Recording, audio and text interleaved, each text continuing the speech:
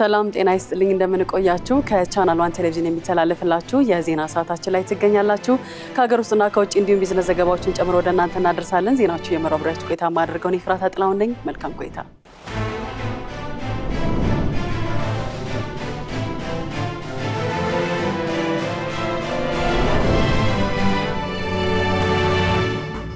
የአውሮፓ ህብረት ከኢትዮጵያ ጋር በሁሉም ዘርፍ ያለውን ስትራቴጂክ ትብብር ለማስፋት ቁርጠኛ መሆኑን የአውሮፓ ህብረት የውጭ ጉዳይና የደህንነት ፖሊሲ ከፍተኛ ተወካይና የአውሮፓ ኮሚሽን ምክትል ፕሬዝዳንት ካያ ካላስ ገለጹ። ጠቅላይ ሚኒስትር ዶክተር አብይ አህመድ ከአውሮፓ ህብረት የውጭ ጉዳይና የደህንነት ፖሊሲ ከፍተኛ ተወካይና የአውሮፓ ኮሚሽን ምክትል ፕሬዝዳንት ካያ ካላስ ጋር ፍሬያማ ውይይት አድርገዋል። ለዝርዝሩ አማሩ ገብሩ በውይይታቸውም በአውሮፓ ህብረትና በአፍሪካ መካከል ያለውን ግንኙነት ማጠናከር ላይ በመምከር በጋራ ጥቅሞችና ቅድሚያ በሚሰጣቸው ቁልፍ ጉዳዮች ላይ ሐሳብ ተለዋውጠዋል። በተጨማሪም በቀጠናዊና ትኩረት በሚሹ ጉዳዮች ላይ ተመስርተው ኢኮኖሚያዊ ትብብርን ይበልጥ ለማሳደግና ለማስፋፋት በሚያስችሉ መንገዶች ላይ መክረዋል። በተመሳሳይ የውጭ ጉዳይ ሚኒስቴር ጌዲዮን ጢሞቴዎስ ከአውሮፓ ህብረት የውጭ ጉዳይና የደህንነት ፖሊሲ ከፍተኛ ተወካይና የአውሮፓ ኮሚሽን ምክትል ፕሬዝዳንት ካያ ካላስ ጋር ተወያይተዋል። በውይይታቸውም በኢትዮጵያና በአውሮፓ ህብረት መካከል ያለውን የዘመናት ዲፕሎማሲያዊ ወዳጅነት የበለጠ ለማጠናከር እንዲሁም በጋራ ጥቅምና በአጋርነት ለመስራት ያላቸውን ቁርጠኝነት አረጋግጠዋል። የኮሚሽኑ ምክትል ፕሬዝዳንት ካያ ካላስ ለኢዜአ እንደገለጹት የአዲስ አበባ ጉብኝታቸው ህብረቱ ኢትዮጵያንና የአፍሪካን ስትራቴጂክ አጋርነት የበለጠ ለማጠናከር የሚያስችል ግብዓቶች የተገኙበት ነው ብለዋል። ከጠቅላይ ሚኒስትር አብይ አህመድና ከውጭ ጉዳይ ሚኒስቴር ጌዲዮን ጢሞቴዎስ ጋር የነበራቸው ውይይት የኢትዮጵያንና የህብረቱን አጋርነት ወደ ላቀ ምዕራፍ ለማሸጋገር እንደሚያስችል ገልጸዋል። አያይዘውም የአውሮፓ ህብረት በኢትዮጵያ የሚኖረውን የኢንቨስትመንት፣ የዲጂታል አስተዳደር፣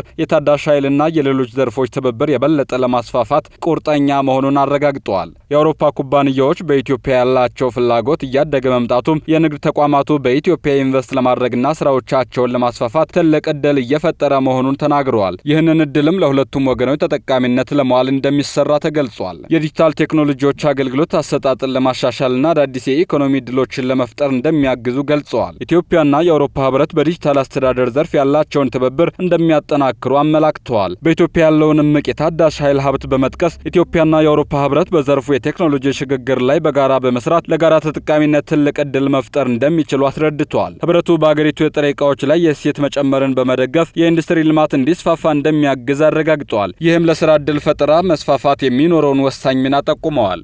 ጠቅላይ ሚኒስትር ዶክተር አብይ አህመድ ከአፍሪ ኤግዚም ባንክ ፕሬዝዳንት ጆርጅ ኤሎምቢ ጋር ተወያይተዋል። ጠቅላይ ሚኒስትሩ በማህበራዊ ትስስር ገጻቸው ባስተላለፉት መልእክት ከአፍሪ ኤግዚም ባንክ ፕሬዝዳንት ጆርጅ ኤሎምቢ እና ከባንኩ የዳይሬክተሮች ቦርድ አባላት ጋር ፍሬያማ ውይይት አድርገናል ብለዋል። በውይይቱ በአጋርነት እድገትና በአፍሪካ የወደፊት ዕድሎች ዙሪያ መምከራቸውን ጠቁመዋል።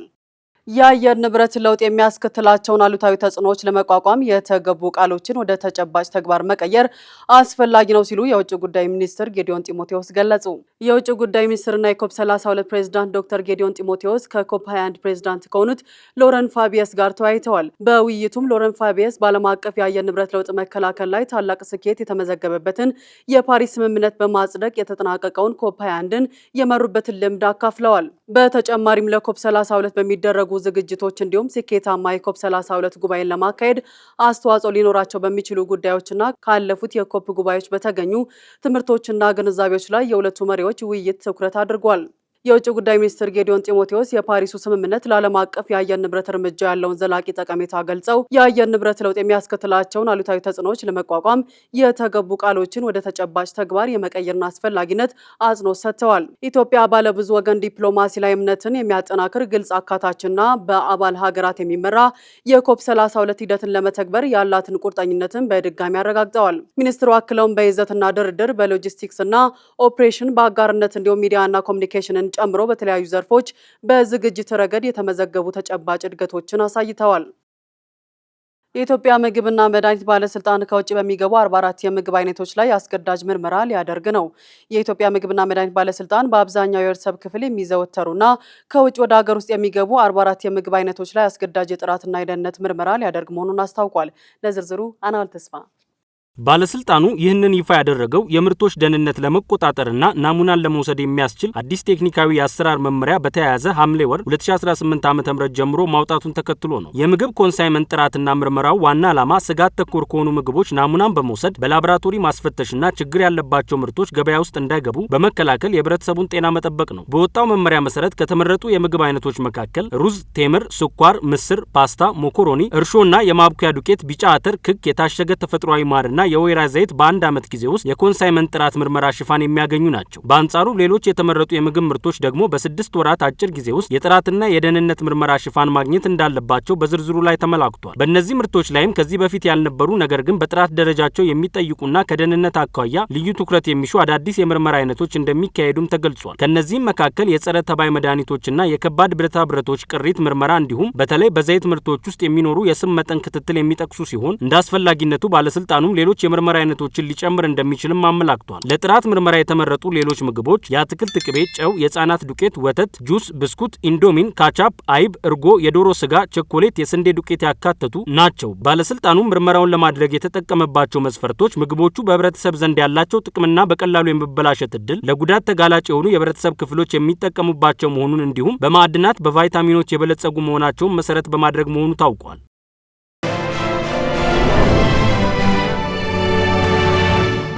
እየተከታተላችሁ የምትገኙት ከቻናል 1 ቴሌቪዥን የሚተላለፍላችሁ የዜና ሰዓታችን ነው። አሁን ደግሞ ከውጭ ወዳገናቸው መረጃዎች አልፋለሁ። ደቡብ አፍሪካ የ2 የአፍሪካ ሀገራት ዜጎች ያለ ቪዛ ወደ ሀገሪቱ እንዲገቡ መፍቀዷ ተዘገበ።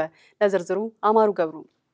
የደቡብ አፍሪካ መንግስት የ22 የአፍሪካ ሀገራት ዜጎች አስቀድመው ቪዛ ሳይጠይቁ ወደ ሀገሪቱ መግባትና መቆየት የሚችሉበትን አዲስ መመሪያ ይፋ ማድረጉ ተገልጿል። እንደ ቢቢሲ አፍሪካ ኒውስ እና አፍሪካ ግሬት ዘገባ ከሆነ ይህ ውሳኔ ይፋ የተደረገው በሀገሪቱ የሀገር ውስጥ ጉዳይ ሚኒስቴር አማካኝነት በተሻሻለው የቪዛ ነጻ ዝርዝር ሰነድ ላይ ሲሆን መመሪያው በይፋ ስራ ላይ መዋሉ የሀገሪቱን የንግድ የቱሪዝምና የህዝቦች ትስስር ይበልጥ ያጠናክረዋል ተብሎ ይጠበቃል። በአዲሱ መመሪያ መሰረት ከተጠቃሚ ሀገራቱ የሚመጡ ተጓዦች እንደየሀገሪቱ ሁኔታና እንደ ፓስፖርታቸው አይነት ከ30 እስከ 90 ቀናት በአገሪቱ መቆየት ይችላሉ።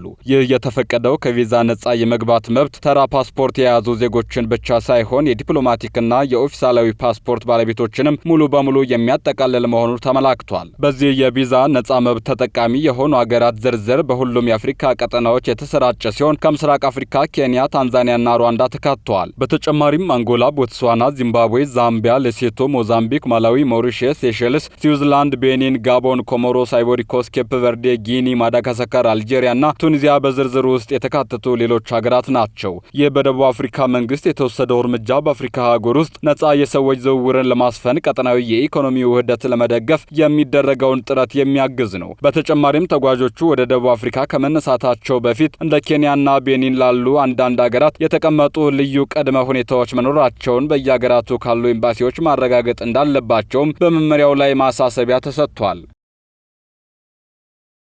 በዲሞክራሲያዊት ሪፐብሊክ ኮንጎ በኢቦላ የሞቱና የተያዙ ሰዎች ቁጥር ከ2000 በላይ መድረሱ ተረጋገጠ። በቫይረሱ የተያዙ ሌሎች ሰዎችን ፍለጋ መቀጠሉም ታውቋል። የዲሞክራሲያዊቷ ሪፐብሊክ ኮንጎ የማስታወቂያ ሚኒስቴር እንዳስታወቀው እስካሁን በበሽታው የሞቱትን 754 ሰዎች ጨምሮ በኢቦላ የተያዙ ሰዎች ቁጥር 2011 መድረሱ ተረጋግጧል። ከመካከላቸው 753ቱ በሆስፒታሎችና ተገለው ክትትል በሚደረግላቸው ማዕከላት ውስጥ የሕክምና እርዳታ እየተደረገላቸው ነው። በቫይረሱ የተያዙ ሰዎች ፍለጋ በ5 ክፍላተ ሀገራት መቀጠሉም ታውቋል።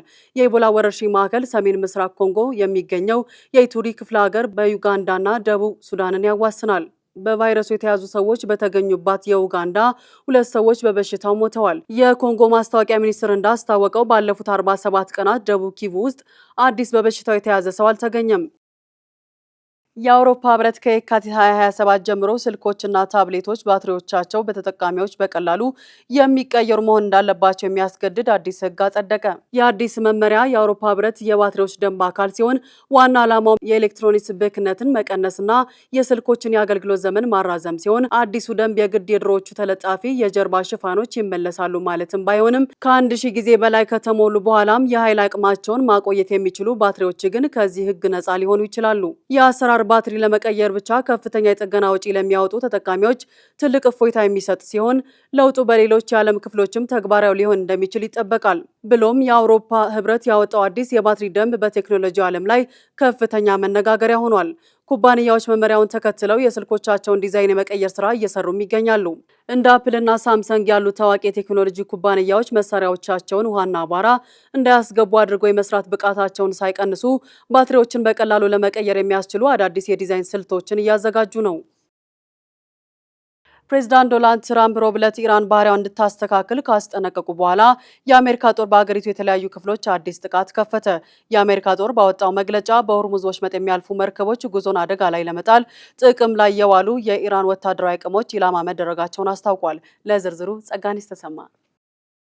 ለ90 ደቂቃ በቆየው አዲስ ዙር ጥቃት በታላቁ ቱምብ ደሴት የሚገኙ የኢራን የባህር ዳርቻ መከላከያዎች እንዲሁም የክሩዝ ሚሳኤል ማከማቻና ማስወንጨፊያ ጣቢያዎች መመታታቸውን ገልጿል። የኢራን እዝ ማዕከላት፣ የጸረ አውሮፕላን መከላከያ ስርዓቶች፣ የሚሳኤልና የድሮን አቅሞች እንዲሁም የባህር ዳርቻ መከታተያ ተቋማት ጥቃት ከደረሰባቸው የመከላከያ አቅም መካከል ተጠቅሰዋል። በሆርሙዝ ወሽመጥ ላይ የምትገኘው የባንደር አባስ ከተማም ኢላማ እንደሆነች ተነግሯል። እንደ ጦሩ ገለጻ አሜሪካ ወደ ኢራን ወደቦች የሚደረግ ጉዞ ላይ የጣለችውን እግድ በመጣስ ለማለፍ የሞከረ አንድ መርከብ ላይ ተተኩሷል። ዋሽንግተን ይህንን ጥቃት ያደረሰችው ኢራን ባህሬንና ኩዌት ውስጥ ያሉትን ጨምሮ በቀጠናው የሚገኙ የአሜሪካ ወታደራዊ ኢላማዎችን መምታቷን ከገለጸች በኋላ ነው። ለአምስተኛ ቀን የቀጠለው አዲስ ዙር የጥቃት ምልልስ አገራቱ ጦርነቱን ለመቋጨት ገብተውት የነበረውን የመጀመሪያ ደረጃ ስምምነት አደጋ ላይ ጥሎታል። የኢራን ዋና ተደራዳሪና የፓርላማ አፈ ጉባኤ መሐመድ ባጋር ጋሊባፍ አገራቸው ከስምምነቱ የማትጠቀም ከሆነ ለውሉ የምትገዛበት ምንም ምክንያት እንደሌላት ለመንግስት መገናኛ ብዙሃን ተናግረዋል። ፕሬዚዳንት ትራምፕ ኢራን እስከሚቀጥለው ሳምንት ድረስ ወደ ንግግር የማትመለስ ከሆነ ድልድዮችንና የኃይል ማመንጫዎችን እንደሚመቱ ማክሰኞ ዕለት ዝተው ነበር። ረቡዕ ዕለት ከጋዜጠኞች ጋር በነበራቸው ቆይታ ይህንን ከማድረጋቸው በፊት ቀነ ገደብ ይሰጡ እንደሆነ ተጠይቀዋል። ቀነ ገደብ ማስቀመጥ አልወድም፣ ነገር ግን እነሱ በደንብ ያውቃሉ፣ ታሪኩን ያውቁታል፣ ባህሪያቸውን ቢያስተካክሉ ይሻላቸዋል ሲሉ ምላሽ ሰጥተዋል። በኋላ ላይ ደግሞ አሁን ኢራን ደስተኛ አይደለችም ሲሉ በመከላከያ ጉባኤ ላይ ለተገኙት ልኡካን ተናግረዋል። ለመስማማት እጅጉን ይፈልጋሉ፣ እያደረግን ያለነውን ነገር አልወደዱትም ብለዋል። የምንፈልገው ከነርሱ ጋር እንስማማለን ነው ወይስ እናጠናቅቀው የሚለውን እንመለከታለን ሲሉም ተደምጠዋል። የኢራኑ ዋና ተደራዳሪ ጋሊባፍ በበኩላቸው የሀገራቸው ብሔራዊ ደህንነት የተመሰረተው በሆርሙዝ ወሽመጥ ያለውን የኢራን አሰራር በማስቀጠል ላይ እንደሆነ ገልጸዋል።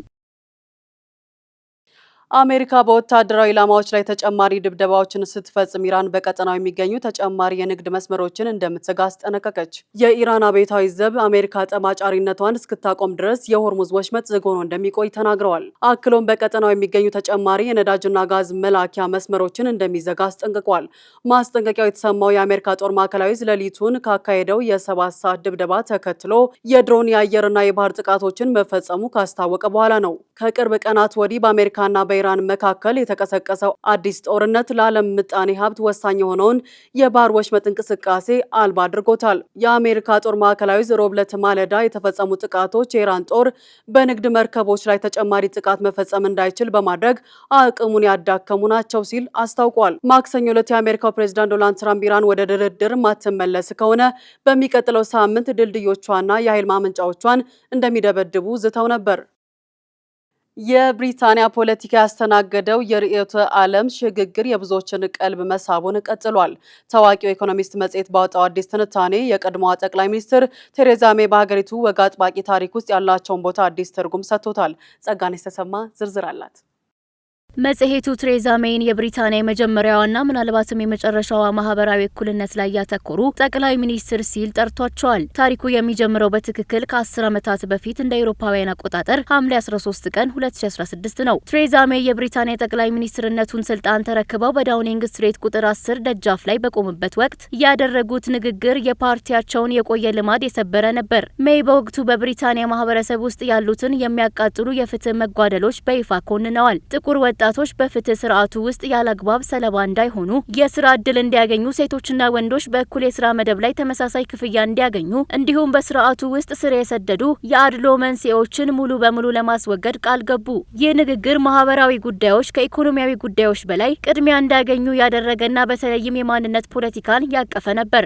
ዛሬ ባለፈው የፖለቲካ መለኪያ ይህ አካሄድ በወግ አጥባቂዎች ዘንድ ወክ ተብሎ የሚፈረጀው አይነት አስተሳሰብ ነበር። ይሁን እንጂ ያኔ በቴሬዛ ሜይ የተጀመረው ተራማጅ የወግ አጥባቂነት ጉዞ ብዙም አልዘለቀም። የዘ ኢኮኖሚስት ትንታኔ እንደሚለው በብሪታንያ ፖለቲካ ውስጥ ተቀባይነት ያላቸው አስተሳሰቦች ወሰን ወይም የኦቨርተን መስኮት በአጭር ጊዜ ውስጥ በከፍተኛ ፍጥነት ተፈናጥሯል። ከሜይ በኋላ ስልጣኑን የተረከቡት ቦሪስ ጆንሰን፣ ሊዝ ትራስ እና ሪሺ ሱናክ የፓርቲውን አቅጣጫ ከማህበራዊ ፍትህ አጀንዳዎች በማውጣት ይበልጥ ወደ ባህል ጦርነትና ወደ ቀኝ ዘመን ፖለቲካ አዙረውታል። ሜይ በስርዓቱ ውስጥ ያሉ እኩልነቶችን ለማስተካከል ሲጥሩ፣ ተከታዮቻቸው ግን እነዚህን ጥረቶች የግራ ዘመሞች አጀንዳ ወይም ወክ እያሉ ማጣጣልን መርጠዋል።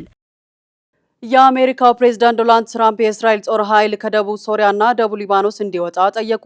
የእስራኤሉ ጠቅላይ ሚኒስትር በበኩላቸው የትራምፕን ጥያቄ ተቃውመዋል። ለዝርዝሩ ሄሮዳት ንጉሴ። እስራኤል በሶሪያ ግዛት ያላትን ወታደራዊ ቆይታ መቀጠል ተጨማሪ አለመረጋጋትን ሊያባብስ እንደሚችልም ትራምፕ አስጠንቅቀዋል። ዘለግ ያለ የስልክ ውይይት የነበራቸው የአሜሪካው ፕሬዝዳንት ዶናልድ ትራምፕና የእስራኤሉ ጠቅላይ ሚኒስትር ቤንያሚን ኔታንያሁ በዋናነት ከተነጋገሩባቸው ጉዳዮች መካከል እስራኤል በመካከለኛው ምስራቅ ሀገራት ያሰፈረቻቸው ወታደሮቿ ጉዳይ ይገኝበታል። በቱርክ ከተካሄደው የኔቶ ጉባኤ ጎን ለጎን ከሶሪያው ፕሬዝዳንት መሐመድ አልሻራ ጋር መገናኘታቸውን ተከትሎ ለኔታንያሁ የስልክ ጥሪ ያደረጉት ትራምፕ የእስራኤል ጦር ኃይል ከደቡብ ሶሪያና ከደቡብ ሊባኖስ እንዲወጣ ጠይቀዋል። አክሲዮስ የዜና ምንጭ እንደዘገበው ትራምፕ እስራኤል በሶሪያ ግዛት ውስጥ ያላትን ወታደራዊ ቆይታ መቀጠሏ ተጨማሪ አለመረጋጋትን ሊያመጣ እንደሚችል ለኔታንያሁ አስጠንቅቀዋል። ትራምፕ በተመሳሳይ በደቡብ ሊባኖስ ለሚገኙ የእስራኤል ጦር ኃይሎች መውጣትን የተመለከተ መልእክት ማስተላለፋቸውም ተዘግቧል። ይህ የትራምፕ እርምጃ የአሜሪካ አስተዳደር በእስራኤልና በሶሪያ መካከል አዲስ የጸጥታ ስምምነት ለማስፈን የሚያደርገው ጥረት አንድ አካል ነውም ተብሏል። ነገር ግን የእስራኤሉ ጠቅላይ ሚኒስትር ቤንያሚን ኔታንያሁ ይህን የትራምፕን ጥያቄ ተቃውመዋል። የእስራኤል ወታደራዊ ሰፈራዎች የሀገሪቱን ድንበር ለመጠበቅ አስፈላጊ ናቸው ሲሉ ሞግተዋል። በእስራኤል ፖለቲካና በኔታንያሁ መንግስት ጭምር ከፍ ያለ ቦታ የሚሰጣቸው ፖለቲከኞችም በደቡብ ሶሪያና በደቡብ ሊባኖስ ያለውን ይህን ወታደራዊ ሰፈራ ቆይታ እንደሚደግፉ አክሲዮስ አክሏል። የትራምፕ አስተዳደር ባለፉት ወራት በእስራኤልና በሶሪያ መካከል አዲስ የጸጥታ ስምምነት ለማስፈን ሲጥር መቆየቱን ያስታወሰው ዘገባው የአሳድ አገዛዝ መውደቁን ተከትሎም በተያዙ የሶሪያ ግዛቶች ውስጥ የሚገኙ የእስራኤል ጦር ኃይሎች ቀስ በቀስ እንዲወጡ ፍላጎት እንዳለውም ዘገባው አክሏል። ቻይና የመጀመሪያውን የጭንቅላት ቺፕ ገበያ ላይ አዋለች። ቻይና በዓለም መጀመሪያ የሆነውን ለንግድ የቀረበ የጭንቅላት ቺፕ ንቅለ ተከላ በተሳካ ሁኔታ በማካሄድ አዲስ ታሪክ ሰርታለች። ኒው የተሰኘው ይህ ቺፕ በሻንሃይ ሁዋ ሆስፒታል በአደጋ ምክንያት የእጁ የሰለለ ታካሚ ላይ ተገጥሟል። ይህ ቴክኖሎጂ አሜሪካው ቢሊዮነር ኤሎን መስክ ኩባንያ ከሆነው ኒውራሊንክ ቀድሞ የንግድ ፍቃድ በማግኘት በሆስፒታሎች ውስጥ ጥቅም ላይ መዋል መጀመሩ ትልቅ ስኬት ሆኗል። ኒውራሊንክ ሜዲካል ቴክኖሎጂ በተባለ የሀገር ውስጥ ኩባንያ የተሰራው ይህ መሳሪያ ከሌሎች ተመሳሳይ ቴክኖሎጂዎች በተለየ የሰውን የአንጎል ህዋስ ሳይጎዳ ከውጭው ክፍል ላይ በማጣበቅ የአንጎል መልእክቶችን ወደ እንቅስቃሴ የመቀየር አቅም አለው። የቻይና መንግስት የሀገሪቱን ኢኮኖሚ ለማነቃቃትና በቴክኖሎጂ ዘርፍ ዓለምን ለመምራት በፈረንጆቹ 2030 ላይ 2 ወይም 3 ዓለም አቀፍ ደረጃቸውን የጠበቁ የሲቢአይ ኩባንያዎችን ለመፍጠር አቅዶ እየሰራ ይገኛል። የቻይና መንግስት የሀገሪቱን ኢኮኖሚ ለማነቃቃትና በቴክኖሎጂ ዘርፍ ዓለምን ለመምራት በፈረንጆቹ 2030 ላይ 2 ወይም 3 ዓለም አቀፍ ደረጃቸውን የጠበቁ ቢሲአይ ኩባንያዎችን ለመፍጠር አቅዶ እየሰራ ይገኛል።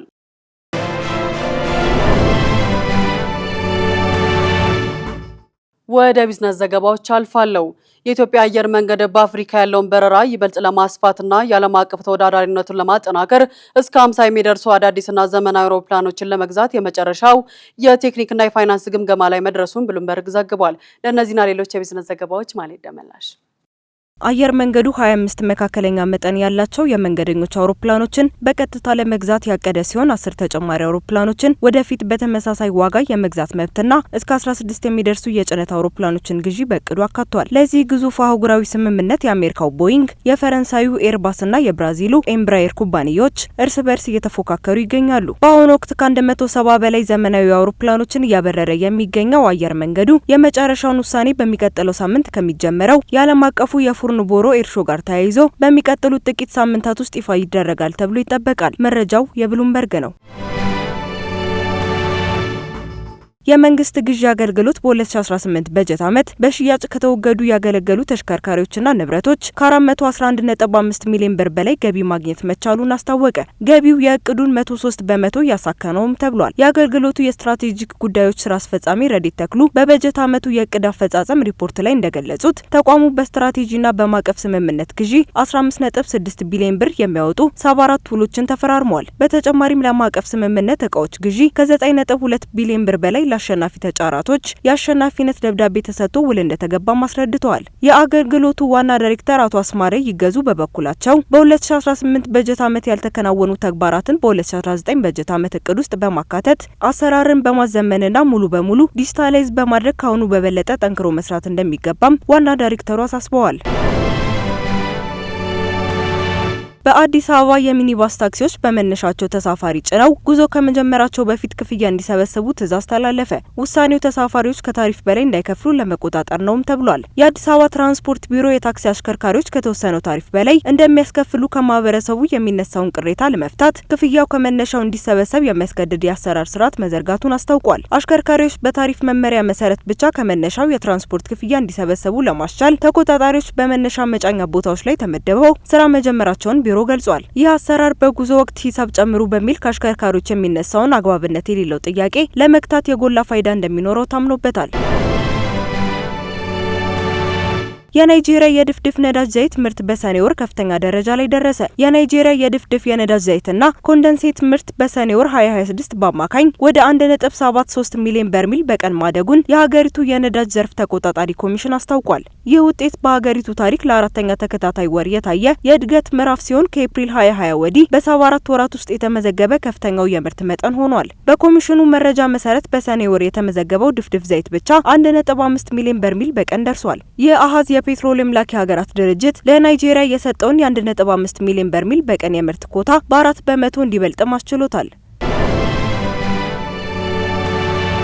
አሜሪካ ከብራዚል በሚገቡ በርካታ ምርቶች ላይ የ25 በመቶ ተጨማሪ የታሪፍ እገዳን ጣለች። የአሜሪካው ፕሬዝዳንት ዶናልድ ትራምፕ አስተዳደር ከብራዚል ወደ ሀገሪቱ በሚገቡ አብዛኞቹ ምርቶች ላይ አዲስ የ25 በመቶ የጉምሩክ ታሪፍ መጣሉን ይፋ አድርጓል። ይህ ውሳኔ እንደ አውሮፓውያን አቆጣጠር ከጁላይ 22 2026 ጀምሮ ተግባራዊ እንደሚሆንም ተገልጿል። የአሜሪካ የንግድ ተወካይ ጄምሰን ግሪር በሰጡት መግለጫ አሜሪካ ከብራዚል ወደ ሀገሪቱ በሚገቡ በርካታ ምርቶች ላይ አዲስ የ25 በመቶ ታሪፍ መጣሏን አስታውቀዋል። ይህ ውሳኔ የተላለፈው ብራዚል በዲጂታል ንግድ በአእምሯዊ ንብረት ባለቤትነትና በደን ጭፍጨፋ ላይ የምትከተለው ፖሊሲ የአሜሪካን ንግድ ይጎዳል በሚል ለአንድ ዓመት ከተካሄደ ምርመራ በኋላ ነው። የአሜሪካው የውጭ ጉዳይ ሚኒስቴር ማርኮ ሩቢዮ በበኩላቸው የብራዚሉ ፕሬዝዳንት ሉዊስ አናሲዮ ሉላ ዳ ሲልቫ መንግስት ከአሜሪካ ጋር በቅን ልቦና ለመደራደር ባለመፈለጉ እርምጃው የግድ አስፈላጊ ነበር ብለዋል። በአዲሱ የታሪፍ ሕግ መሰረት እንደ የበሬ ስጋ፣ ቡናና የተወሰኑ የአውሮፕላን መለዋወጫዎች ያሉ ምርቶች ከቀረጥ ጭማሪው ነጻ ተደርገዋል። የብራዚል መንግስት በሰጠው ምላሽ ውሳኔው በአሜሪካና በብራዚል ግንኙነት ላይ አሳዛኝ ምዕራፍ የጣለ መሆኑን በመግለጽ በምላሹ በአሜሪካ ምርቶች ላይ ተመሳሳይ ቀረጥ እንደሚጣል አስታውቋል። መረጃው የሮይተርስ ነው። አሜሪካ 250ኛ የነጻነት በዓሏን አስመልክቶ የፕሬዝዳንት ዶናልድ ትራምፕ ምስልን የያዘ አዲስ የ1 ሳንቲም ዶላር ታትሞ ሊወጣ ነው። ውሳኔው በአብዛኛው አሜሪካውያን ዘንድ ዳግም ክርክርን አስነስቷል። ይህም ህትመት የአሜሪካን እሴቶች ነጻነትና የሀገሪቱን ታሪካዊ ጉዞ የሚያመላክትም ነው ብለውታል። ሆኖም ይህ ውሳኔ በበርካታ አሜሪካውያን ዘንድ ከፍተኛ ክርክርን አስነስቷል። በአሜሪካ የቆየ ልማድና የፌዴራል ህግ በህይወት ያሉ ሰዎች በአብዛኛው በአሜሪካ ገንዘብ ላይ እንዳይታተሙ የሚደነግግ ቢሆንም በ2020 የጸደቀው ህግ ግን ይህንን ሳንቲም ለማውጣት ህጋዊ መሰረትና ድል ሰጥቶታል ተብሏል። የገንዘብ ሚኒስቴሩ እንዳስታወቁት ሳንቲሞቹ ርካሽ ከሆኑ ብረቶች የተሰሩ ሲሆን በወርቅ ቅብም ተሰርተዋል። ውሳኔው የአሜሪካ 250ኛ የነጻነት በዓልን ከማሰብ ባለፈ በህይወት ያለ ፕሬዝዳንት ምስል በአሜሪካ ሳንቲም ላይ መታተሙ በታሪክ አዲስ ምዕራፍ ሊከፍት የሚችል እርምጃ ሲሉ የገንዘብ ሚኒስትሩ ማወደሳቸውን ፖለቲኮ የዜና ምንጭ ጽፏል። ስትከታተሉ የቆያችሁት ከቻናል ዋን ቴሌቪዥን የሚተላለፍላችሁ የዜና ሰዓታችንን ነበረ። ዜናዎቹ እየመራው አብሬያችሁ ቆይታ ያደረኩት እኔ ፍራታ አጥላሁን ነበርኩኝ። ሌሎች የቻናል ዋን ፕሮግራሞች ይቀጥላሉ። መልካም ጊዜ።